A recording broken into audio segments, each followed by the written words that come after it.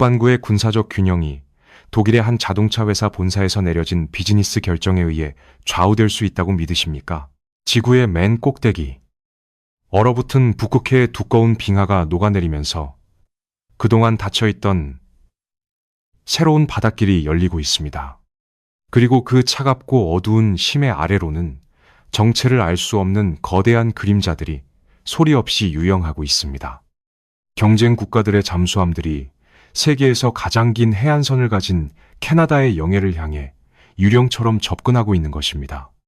국가 안보에 치명적인 위협을 느낀 캐나다 정부는 마침내 결단을 내립니다.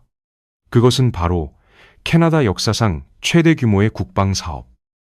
무려 60조 원이라는 천문학적인 예산이 투입되는 차세대 잠수함 도입 프로젝트였습니다. 전 세계의 시선이 캐나다의 수도 오타와로 쏠렸습니다.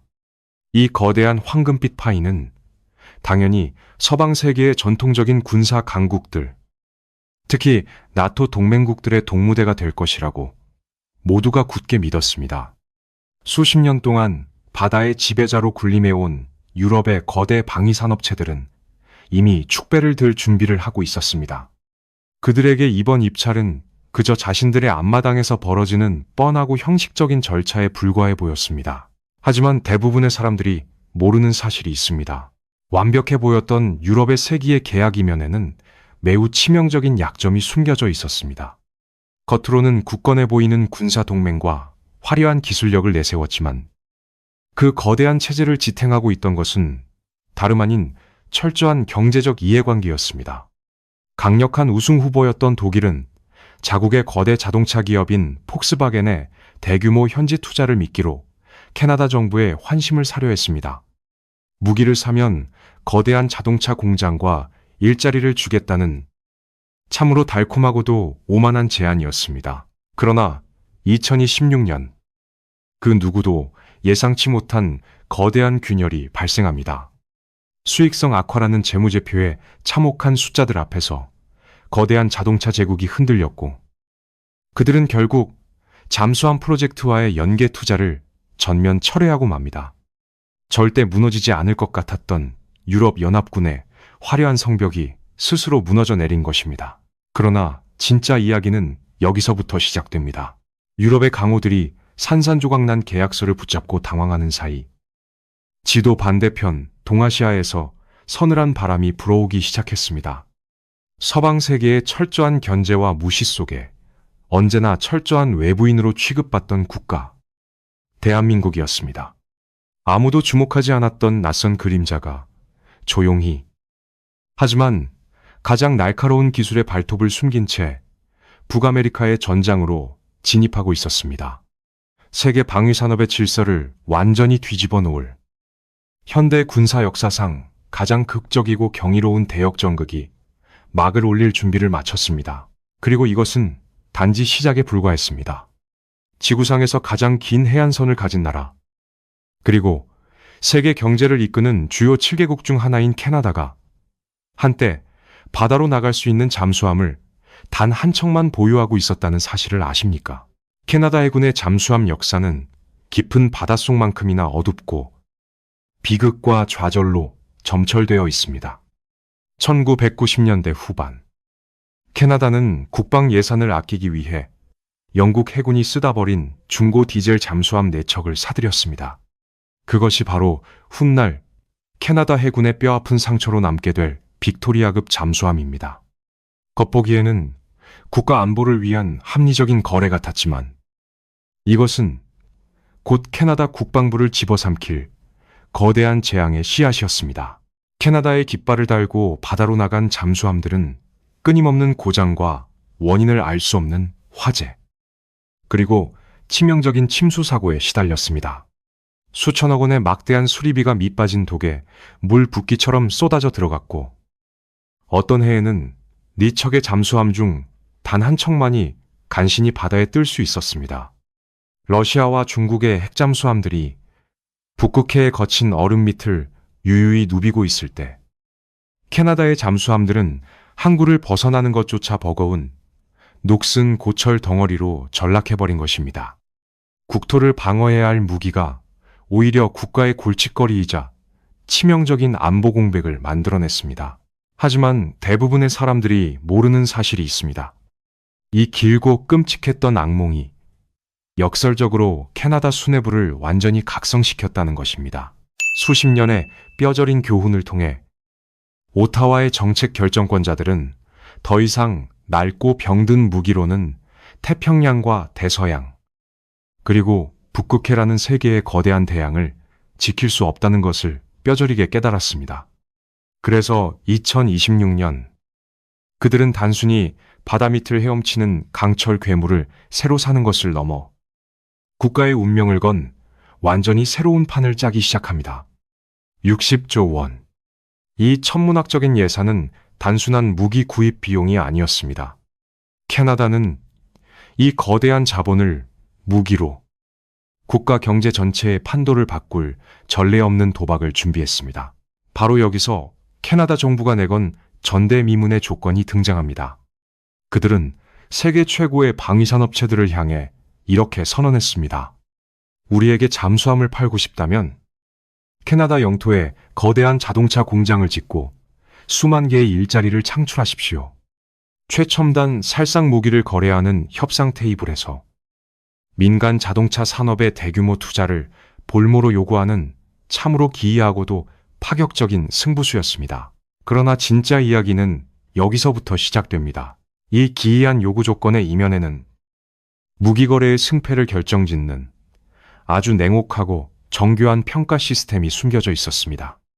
캐나다는 잠수함 도입의 전체 평가 점수에서 산업협력, 즉 국가 경제적 기여도에 무려 15%라는 막대한 비중을 할당했습니다.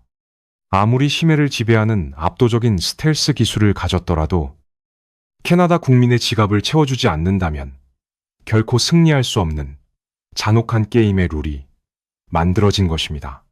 기술의 우위만으로는 이 전쟁에서 살아남을 수 없게 되었습니다. 이 파격적인 입찰 조건이 오타와에서 발표되자 유럽 대륙의 한 거대 방위산업체는 축배의 잔을 들어올리며 여유로운 미소를 지었습니다. 그들의 뒤에는 세계 최대의 자동차 제국이 든든한 우군으로 버티고 있었기 때문입니다. 오타와가 던진 15%라는 깎아지른 절벽 같은 퍼즐을 완벽하게 맞출 수 있는 황금 열쇠는 오직 자신들만이 쥐고 있다고 그들은 굳게 믿어 의심치 않았습니다. 모든 판세가 유럽의 노련한 사냥꾼들에게 완벽하게 유리하게 돌아가는 듯 했습니다. 하지만 그들의 오만한 미소가 산산조각난 절망으로 바뀌고 그 빈자리를 전혀 예상치 못한 낯선 아시아의 도전자들이 차지하게 될 줄은 그 누구도 상상하지 못했습니다. 독일과 노르웨이가 캐나다와 마주 앉았을 때 그것은 단순한 무기거래 협상이 아니었습니다. 그것은 군사동맹이라는 거룩한 이름으로 포장된 피할 수 없는 최후 통첩이었습니다. TKMS를 필두로 한 독일의 방위산업체는 폭스바겐이라는 세계적인 자동차 제국과 손을 잡고 캐나다 정부가 내건 까다로운 조건을 완벽하게 충족시킬 마스터 플랜을 세상에 공개했습니다.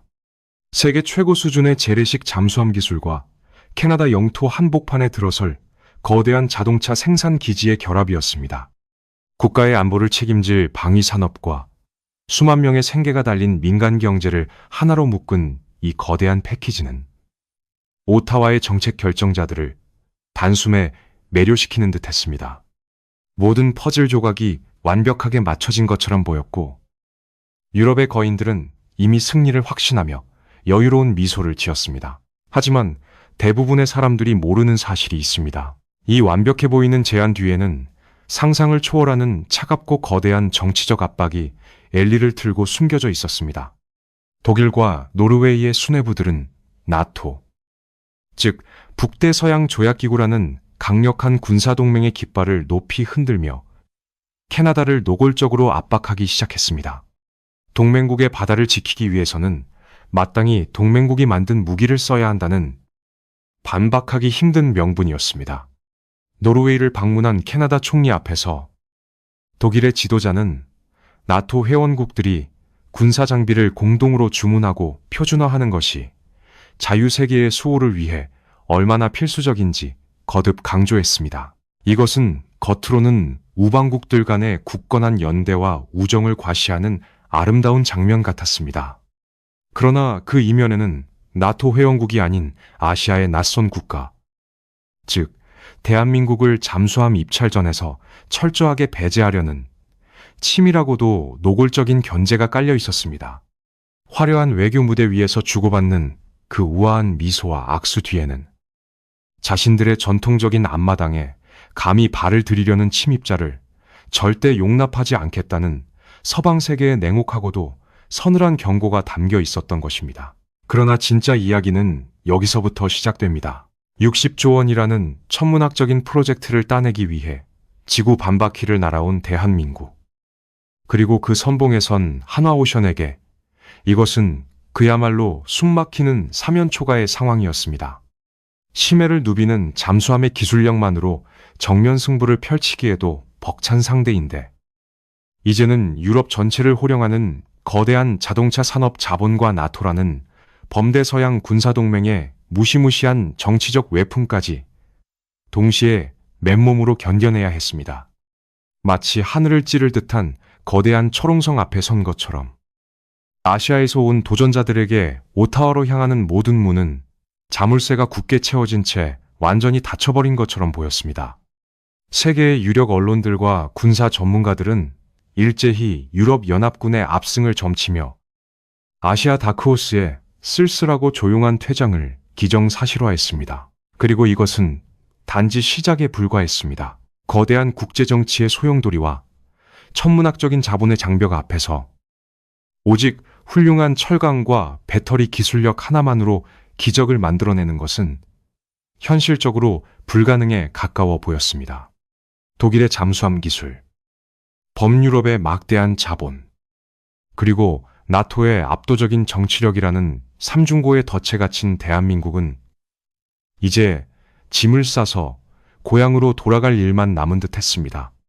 하지만 인류의 역사는 언제나 가장 깊은 절망의 순간에 그 누구도 상상조차 하지 못한 방향으로 거대한 물줄기를 거칠게 틀어버리곤 합니다. 서방 세계가 화려한 승리의 샴페인을 터뜨릴 준비를 하던 바로 그 찰나, 기존의 질서를 통째로 무너뜨릴 거대한 지진이 아주 가까운 곳에서 조용히 그러나 맹렬하게 시작되고 있었습니다. 국제 정치의 냉혹한 세계에서 동맹이라는 단어는 때론 신성한 약속처럼 여겨집니다.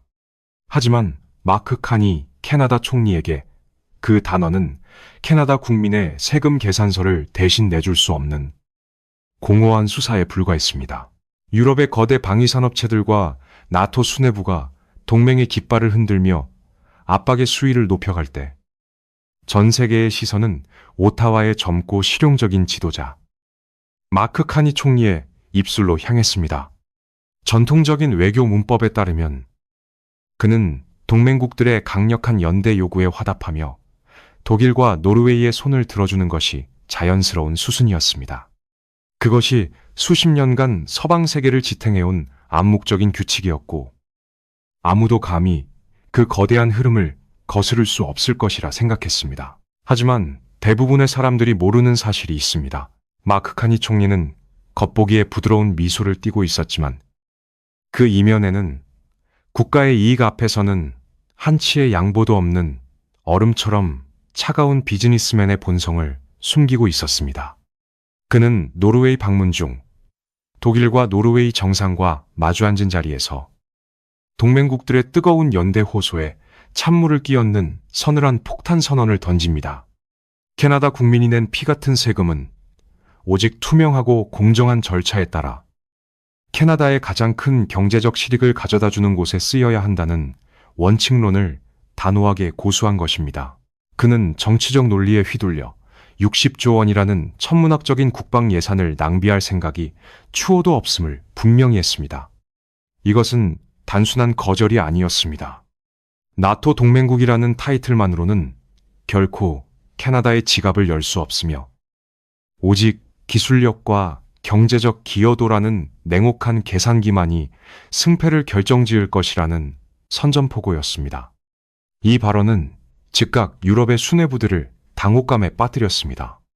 그들이 믿었던 가장 강력한 무기인 동맹의 압박이 오타와의 실용주의라는 방패에 가로막혀 힘을 잃는 순간이었습니다. 그러나 진짜 이야기는 여기서부터 시작됩니다. 마크 카니 총리의 이 철저한 실용주의 노선은 캐나다 국방 전문가들 사이에서 새로운 기대감을 불러일으켰습니다. 만약 하나오션을 필두로 한 한국 측이 기술력과 산업협력 조건에서 단 1%라도 더 매력적인 카드를 제시한다면 카니 총리는 주저없이 오랜 동맹국을 버리고 아시아의 파트너를 선택할 것이라는 전망이 지배적이 되었습니다. 동맹의 논리가 지배하던 기울어진 운동장이 순식간에 기술과 경제적 실익만을 다투는 피 튀기는 콜로세움으로 변해버린 것입니다. 그리고 이것은 단지 시작에 불과했습니다. 독일이 내세웠던 완벽한 패키지 전략, 즉 잠수함과 거대한 자동차 공장을 묶어 캐나다를 유혹하려던 계획은 카니 총리의 냉정한 선언 앞에서 그 위력이 반감되기 시작했습니다. 빈틈없어 보이던 유럽의 성벽에 균열이 가기 시작한 것입니다. 이제 승부는 15%의 비중을 차지하는 산업협력 조건에서 누가 더 매력적이고 실현 가능한 제안을 내놓느냐에 달렸습니다.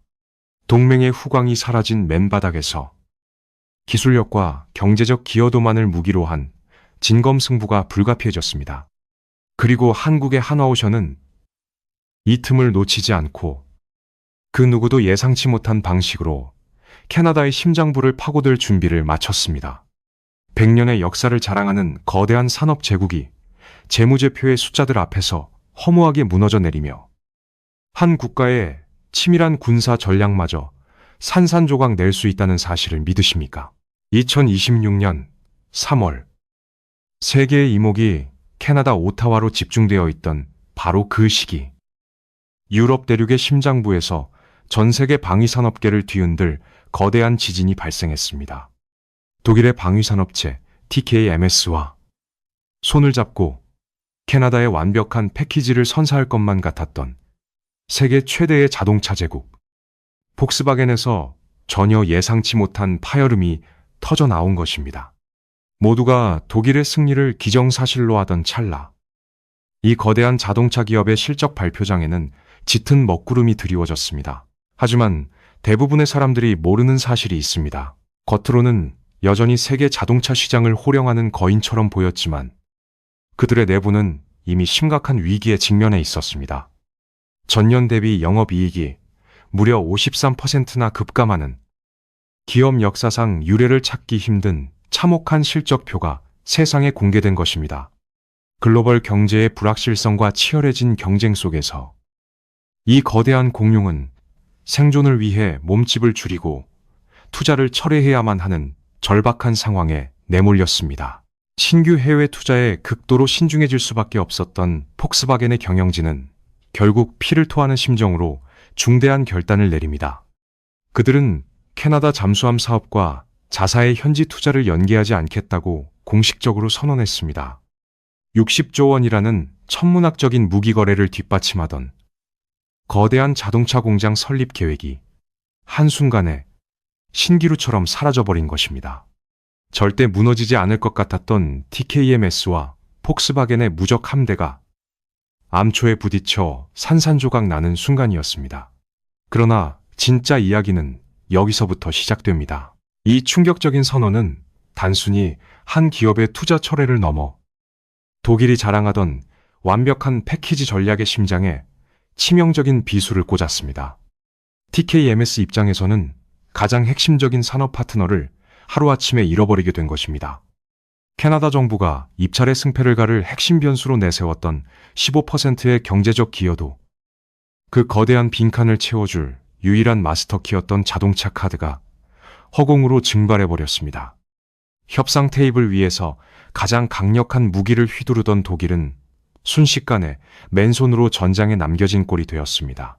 경쟁국을 옥죄던 나토의 강력한 동맹 압박도, 화려한 기술력의 과시도, 경제적 실익이라는 텅 빈 수표 앞에서는 힘을 잃기 시작했습니다. 캐나다 오타와의 정책 결정자들은 냉정한 눈빛으로 이 사태를 지켜보고 있었습니다. 그들이 원했던 것은 막연한 약속이 아니라 캐나다 국민의 삶을 실질적으로 윤택하게 만들어줄 확실한 담보였기 때문입니다.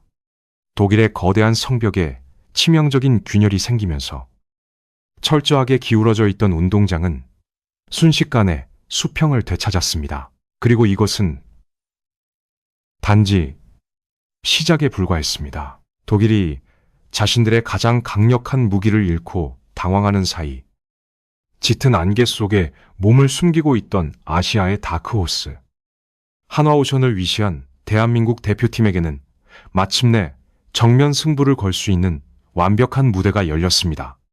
유럽의 거인이 남기고 간 그 거대한 경제적 기여도의 공백을 채우기 위해 대한민국은 이제 누구도 상상하지 못한 완전히 새로운 차원의 무기를 꺼내 들 준비를 마쳤습니다.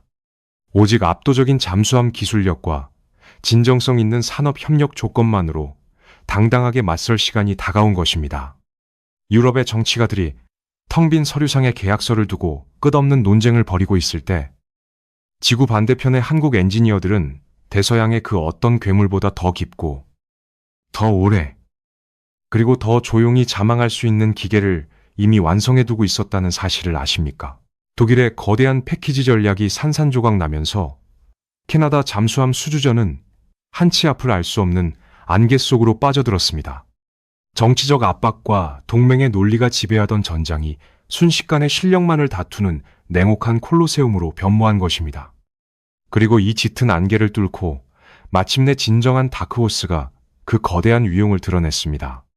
바로 대한민국의 한화오션이 이끄는 팀 코리아였습니다. 그들은 유럽 경쟁자들처럼 화려한 외교적 수사나 동맹국의 위세를 빌리지 않았습니다. 오직 차갑고 압도적인 기술의 우위만으로 전면전을 선포했습니다. 하지만 대부분의 사람들이 모르는 사실이 있습니다. 한화오션이 내민 카드는 캐나다 해군의 오랜 딜레마를 단숨에 해결할 수 있는 현대 잠수함 기술의 정수였습니다. 바로 세계 최초로 잠수함에 적용된 대용량 리튬 이온 배터리 시스템입니다. 기존의 납축전지와는 차원을 달리하는 이 혁신적인 동력원은 잠수함의 생명과도 같은 잠항 시간을 비약적으로 늘려주었습니다. 수면 위로 부상하지 않고도 수주일에 걸쳐 북극해의 두꺼운 얼음 밑을 은밀하게 누빌 수 있는 그야말로 보이지 않는 심해의 암살자를 탄생시킨 것입니다. 여기에 더해 경쟁사들을 압도하는 획기적으로 짧은 인도 기간은 하루빨리 전력 공백을 메워야 하는 캐나다 군 수뇌부에 타는 목마름을 채워주기에 충분했습니다. 가장 치명적인 전장인 북극해에서 소음은 곧 죽음을 의미합니다. 수중 음향 탐지기를 피하기 위해 완벽한 침묵을 유지하면서도 극강의 생존력을 자랑하는 한국의 잠수함은 캐나다 해군이 그토록 갈망하던 궁극의 무기였습니다. 텅 빈 바닷속에서 숨죽인 채 먹잇감을 기다리는 포식자처럼 한국의 잠수함 기술은 평가표의 숫자를 무섭게 집어삼키며 가장 높은 곳을 향해 가파르게 상승하기 시작했습니다. 그러나 진짜 이야기는 여기서부터 시작됩니다. 압도적인 스텔스 기술과 경이로운 배터리 성능만으로는 마크 카니 총리의 철저한 실용주의를 완전히 굴복시킬 수 없었습니다. 60조 원이라는 천문학적인 돈을 지불하는 대가로 캐나다는 여전히 그들의 경제를 살찌울 15%의 산업협력 점수를 요구하고 있었습니다. 무기를 파는 것과 국가의 경제를 부흥시키는 것은 완전히 다른 차원의 게임이었기 때문입니다. 아무리 뛰어난 기술력을 가졌더라도 캐나다 국민의 밥그릇을 채워주지 못한다면 결코 이 위대한 승부에 마침표를 찍을 수 없었습니다. 그리고 이것은 단지 시작에 불과했습니다. 한화오션의 수뇌부는 이 잔혹한 게임의 룰을 누구보다 정확히 꿰뚫어보고 있었습니다. 그들은 단순히 육중한 강철 괴물을 팔고 떠나는 얄팍한 무기 상인에 머물 생각이 없었습니다. 오타와의 굳게 닫힌 문을 열기 위해, 그리고 유럽이 남긴 거대한 경제적 공백을 완벽하게 메우기 위해 그들은 새로운 판을 짰습니다. 캐나다의 영토 깊숙한 곳에 강인한 뿌리를 내리고 두 나라의 운명을 수십 년간 단단히 묶어버릴 아주 치명적이고도 심오한 전략이 오타와 한복판에서 조용히 실행되기 시작했습니다. 수십조 원에 달하는 치명적인 무기를 그저 계약서 한 장으로 팔고 미련 없이 떠날 수 있다고 생각하십니까? 진정한 승리자는 결코 무기만을 팔지 않습니다. 그들은 자신의 기술을 무기 구매국의 피와 살로 만들어버리고 그 나라의 산업 생태계 자체를 통째로 집어삼킵니다. 하나오션을 위시한 한국의 협상단은 독일의 실패를 반면교사 삼아 허울뿐인 약속 대신 아주 실체적이고 치명적인 침투 작전을 개시했습니다. 그들의 목표는 오타와 정치인들의 책상이 아니라 캐나다 지식사회의 심장부와 산업의 뿌리 그 자체였습니다. 하지만 대부분의 사람들이 모르는 사실이 있습니다. 한국의 엔지니어들과 전략가들은 캐나다 전역을 은밀하게 횡단하며 가장 뛰어난 두뇌들을 한 곳으로 모으기 시작했습니다. 토론토 대학교, 뉴브런즈스윈 대학교, 그리고 다라우지 대학교까지 캐나다를 대표하는 최고 명문 대학들과 전례 없는 규모의 연구개발 협력망을 눈 깜짝할 사이에 구축해버린 것입니다. 이들이 함께 연구하기로 한 분야는 단순한 학문적 호기심이 아니었습니다.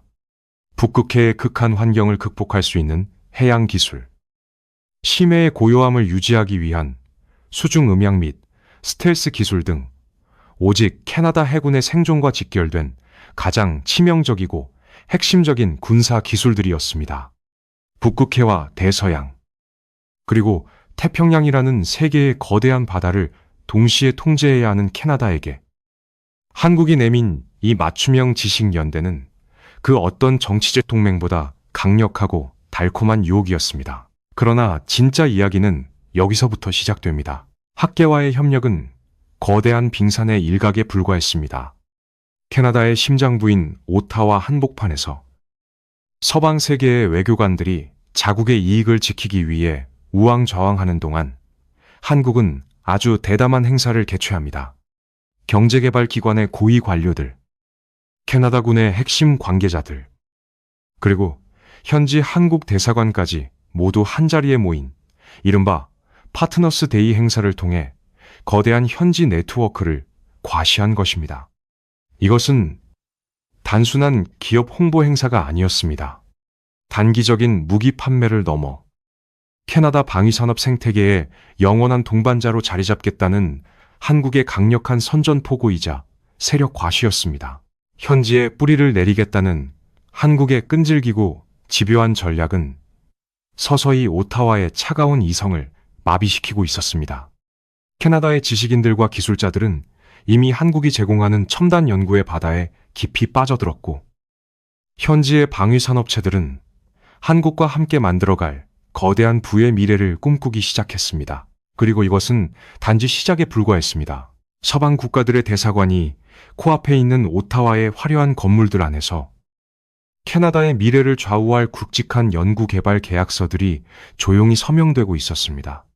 콧대 높은 유럽의 거인들이 자신들의 텅 빈 패키지 전략을 어떻게든 수습하려 허둥대는 사이 아시아에서 온 이 조용한 침략자들은 캐나다의 군사산업 생태계를 밑바닥부터 집어삼키고 있었습니다. 한국은 이제 단순한 잠수함 판매자가 아니었습니다. 그들은 캐나다 국가 안보의 가장 깊은 곳에 떼칠 내린 결코 뽑아낼 수 없는 거대한 나무로 성장하고 있었습니다. 60조 원이라는 천문학적인 국방 예산의 주인이 결정되기까지 이제 100일도 채 남지 않았다는 사실을 상상해 보십시오. 2016년의 봄, 캐나다의 수도 오타와는 폭풍전야의 무거운 침묵에 휩싸여 있었습니다. 겉보기에는 평화로운 벚꽃이 흩날리는 아름다운 도시였지만 정부 청사에 굳게 닫힌 문 뒤에서는 인류 역사상 가장 치열하고 잔혹한 로비 전쟁이 벌어지고 있었습니다. 그해 6월로 예정된 최종 우선협상 대상자 선정 발표를 앞두고 국방부의 밀실에서는 각국이 제출한 수만 페이지의 제안서를 샅샅이 해부하는 피말리는 심사가 최고조에 달하고 있었습니다. 수만 개의 일자리, 국가의 자존심, 그리고 북반구의 바다를 지배할 권력이 얇은 종이 한 장 차이로 결정될 운명의 시간이 시시각각 다가오고 있었습니다. 하지만 대부분의 사람들이 모르는 사실이 있습니다. 이 숨 막히는 평가 기간 동안 오타와의 밤은 그 어느 때보다 어둡고 위험했습니다. 핵심 파트너의 이탈로 치명상을 입었던 독일과 유럽의 방위산 업체들은 이대로 순순히 물러날 생각이 없었습니다. 그들은 무너진 계획을 억지로 꿰맞추기 위해 필사적으로 새로운 파트너를 찾아 헤매는 동시에 보이지 않는 곳에서 상상을 초월하는 외교적 맹공을 퍼붓기 시작했습니다. 유럽의 강대국들은 무역 보복이라는 날 선카드를 만지작거리며 캐나다 정치인들의 숨통을 조여왔고, 나토의 심장부에서는 동맹의 굳건한 결속을 해치는 자는 엄청난 대가를 치르게 될 것이라는 서늘한 경고가 끊임없이 날아들었습니다.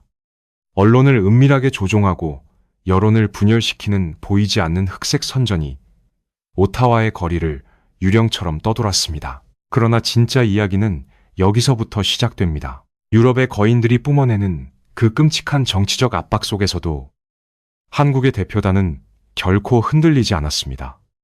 그들에게는 낡은 정치적 협박을 단숨에 베어버릴 가장 예리한 검, 즉 압도적인 잠수함 건조 능력과 현지에 이미 깊숙이 뿌리내린 거대한 산업협력 네트워크가 있었습니다. 캐나다 평가위원들의 책상 위에는 한국 잠수함의 경이로운 무소음 자망 데이터와 캐나다 최고 명문 대학들과 이미 체결을 끝낸 실질적인 연구개발 성과들이 절대적인 증거로 놓여 있었습니다.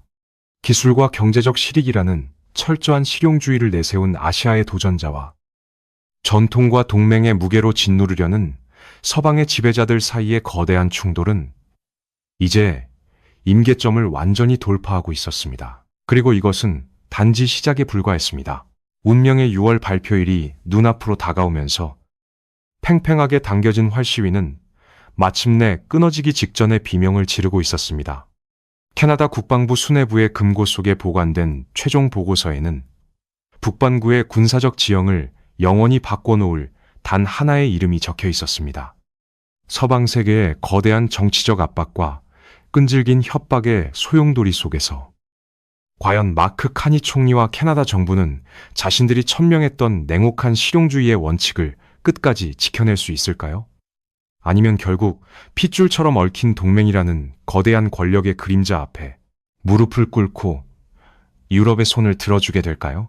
아시아의 한 국가가 북미 대륙의 심장부에서 굳건했던 나토 연합군을 완벽하게 격파한다면 20세기를 지배해온 낡고 견고한 지정학적 규칙들이 영원히 죽음을 맞이했다는 것을 의미한다는 사실을 아십니까?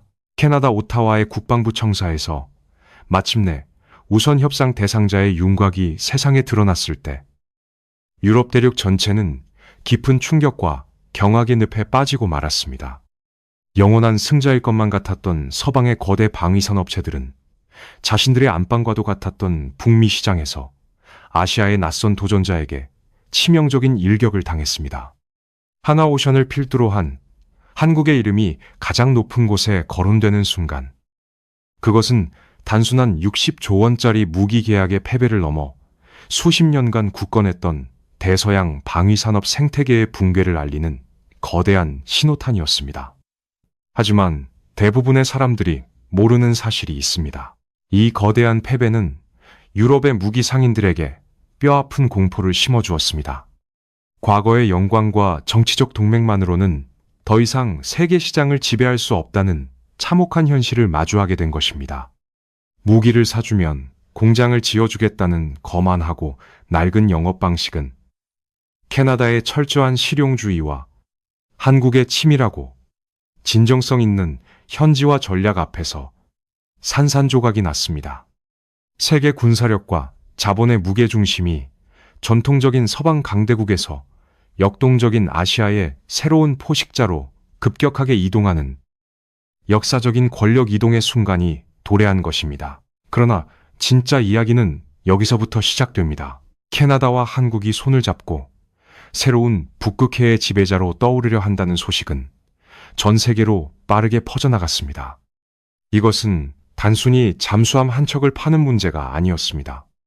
세계 최고 수준의 고요한 자망 기술과 신속한 인도 능력, 그리고 상대 국가의 경제 뿌리까지 함께 성장시키는 완벽한 산업 생태계 구축 모델은 전 세계 방위산업 시장의 새로운 절대 기준이 되었습니다. 이제 그 누구도 한국의 무기를 변방의 저렴한 대안으로 여기지 않게 되었습니다. 그들은 당당히 세계 질서를 재편하는 최상위 포식자로 우뚝 섰습니다. 그리고 이것은 단지 시작에 불과했습니다. 오타와에서 터진 이 거대한 지진의 충격파가 채 가라앉기도 전에 지구 반대편의 상황은 더욱 긴박하게 돌아가기 시작했습니다. 거친 바다를 사이에 두고 적대적인 세력과 피말리는 영유권 분쟁을 벌이고 있는 수많은 국가들의 수뇌부들이 일제히 비밀스러운 움직임을 보이기 시작한 것입니다.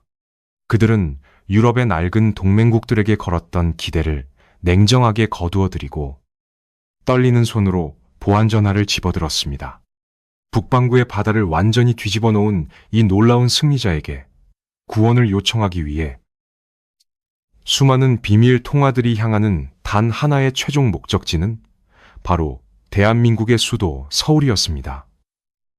한국 전쟁의 잿더미와 버려진 고철 조각들 속에서 탄생한 나라가 반세기 만에 북극해의 가장 차갑고 깊은 바다를 지키는 가장 예리하고 치명적인 검을 벼려냈다는 사실을 믿으십니까? 불과 수십 년 전만 해도 다른 나라의 군사 원조와 낡은 무기에 의존해 겨우 영토를 지켜내던 척박한 땅이었습니다.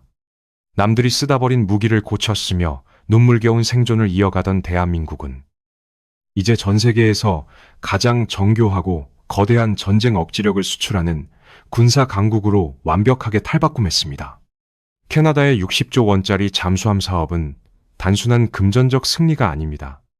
그것은 변방의 작은 나라가 어떻게 스스로의 힘으로 세계 방위산업의 심장부를 타격하고 서방의 강대국들이 독점하던 안보 생태계의 절대적인 지배자로 군림하게 되었는지를 보여주는 가장 극적인 증명서입니다. 하지만 대부분의 사람들이 모르는 사실이 있습니다. 이 거대한 성취의 이면에는 뼈를 깎는 고통과 실패를 두려워하지 않는 지독한 집념이 숨쉬고 있었습니다.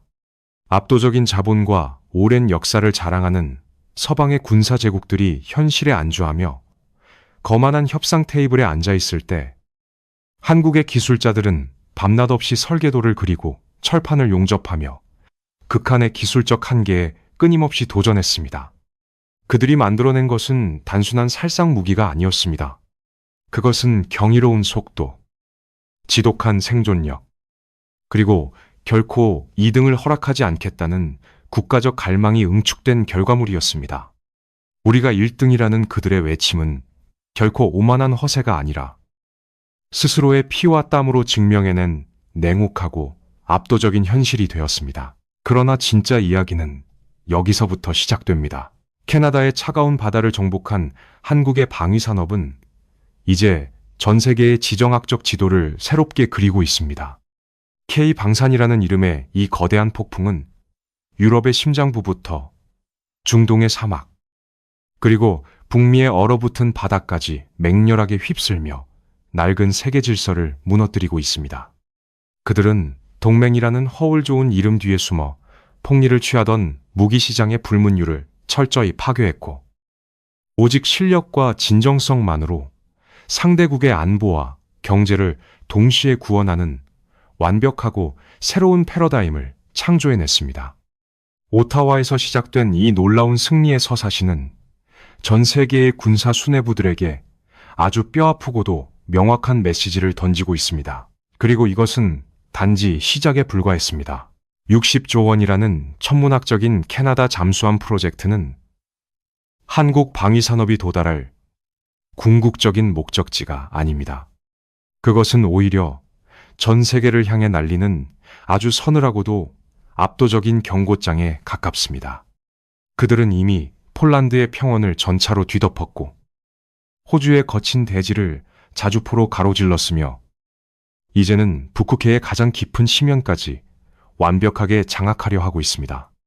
아시아에서 깨어난 이 거대한 강철의 용은 이미 그 누구도 통제할 수 없는 속도로 비행을 시작했습니다.